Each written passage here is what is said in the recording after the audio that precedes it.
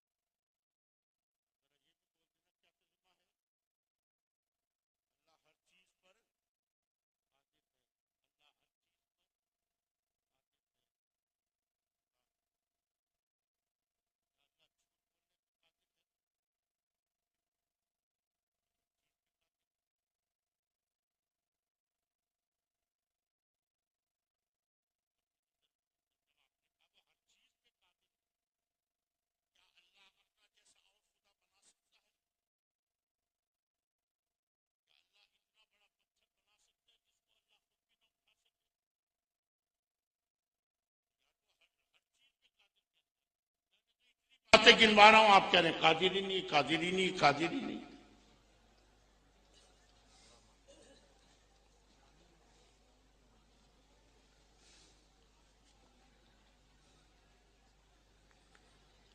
پوچھ رہے ہیں حج کے موقع پر کیا وہاں کے امام کے پیچھے نماز پڑھنا ضروری ہے؟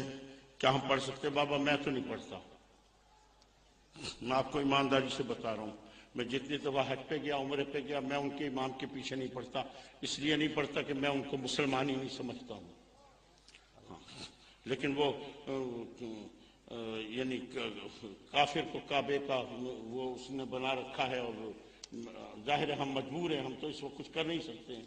اللہ تبارک و تعالیٰ، ہم تو جب بھی اگر ضرورت پڑتی ہے نا، اور ان کے ساتھ بھی کھڑا ہونا پڑے، جماعت ہو رہی ہے، اب ظاہر میں تو نہیں بیٹھا رہوں گا کیونکہ ان کے تو کیمرے کی آنکھیں لگی کھڑی، تو ہم کھڑے ہو جاتے ہیں، لیکن ہم پھر نیت یہ نہیں کرتے کہ پیچھے سے امام کی، ہم نیت اپنی کرتے ہیں۔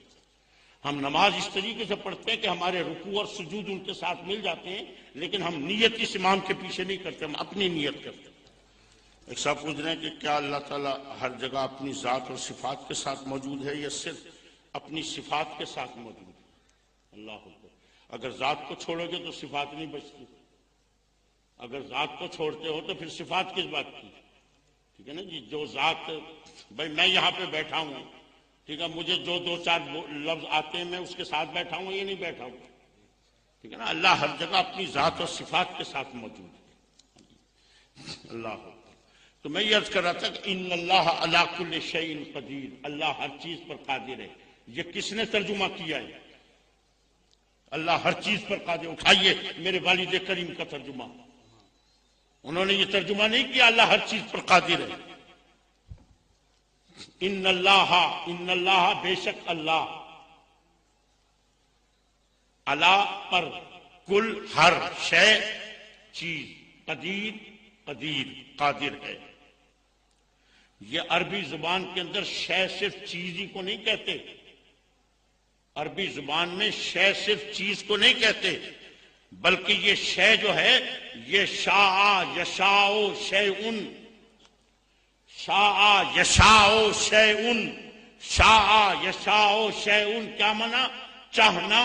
ان اللہ علی کل شیء قدیر، اللہ جو چاہے اس پر قادر ہے۔ سبحان اللہ، اللہ جو چاہے اس پر قادر ہے۔ یہی تو ترجمہ کر کے مرزا کو نبی بنوایا کہ اللہ ہر چیز پر قادر ہے، اور پھر پوچھا گیا بتاؤ اللہ محمد کے بعد اور نبی بھیجنے پہ قادر ہے یا نہیں ہے؟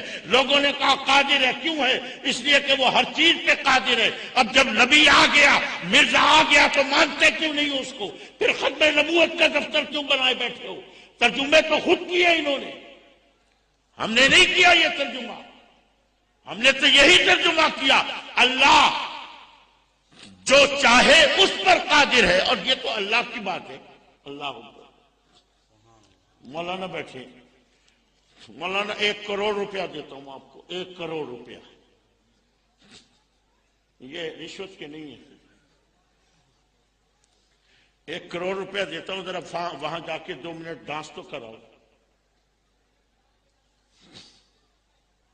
کرائیں گے نا؟ 1 کروڑ روپیہ، 2 منٹ کرنا ہے ڈانس، کرائیں گے نا؟ ظاہر ہے 1 کروڑ روپیہ مل رہا ہے، بھائی مجھے دے دو میں کراتا ہوں۔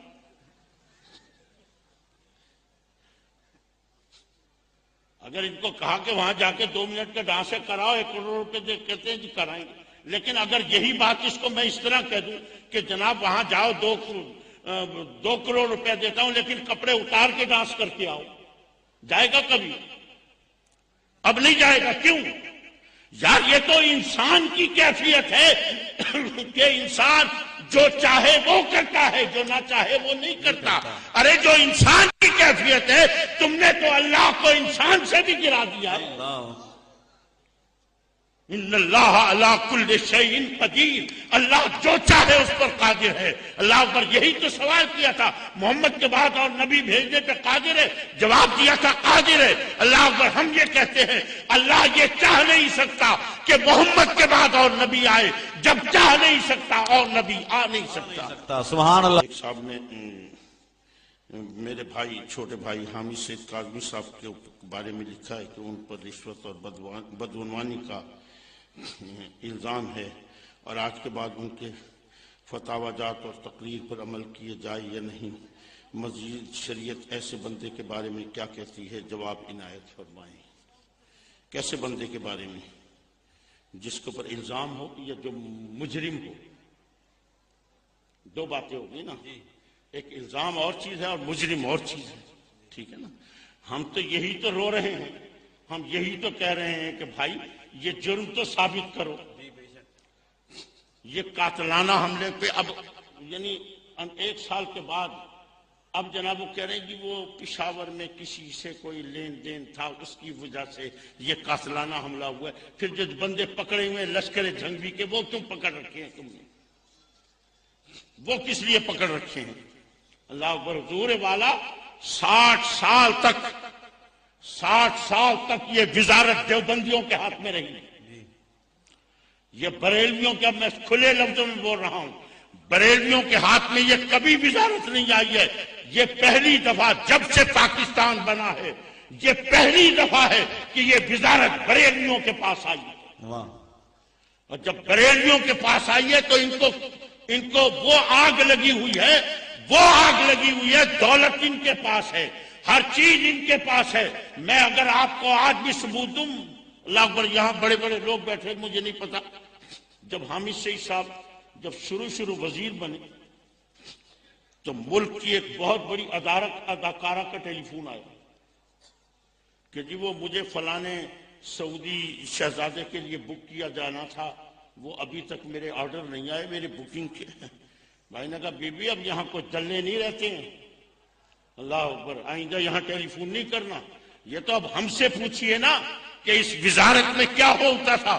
عورتوں کے کاروبار یہاں تھے، دولتوں کے کاروبار یہاں تھے، ہر قسم کی غلاظتیں یہاں پہ تھی۔ عزیزان محترم، وہاں ذرا جا کے دیکھیے، ایک مالی چپڑاسی سے لے کے اوپر تک جتنے بھی ہیں، ایک سے ایک کٹر قسم کا وہابی اور دیوبندی بیٹھا ہوا ہے۔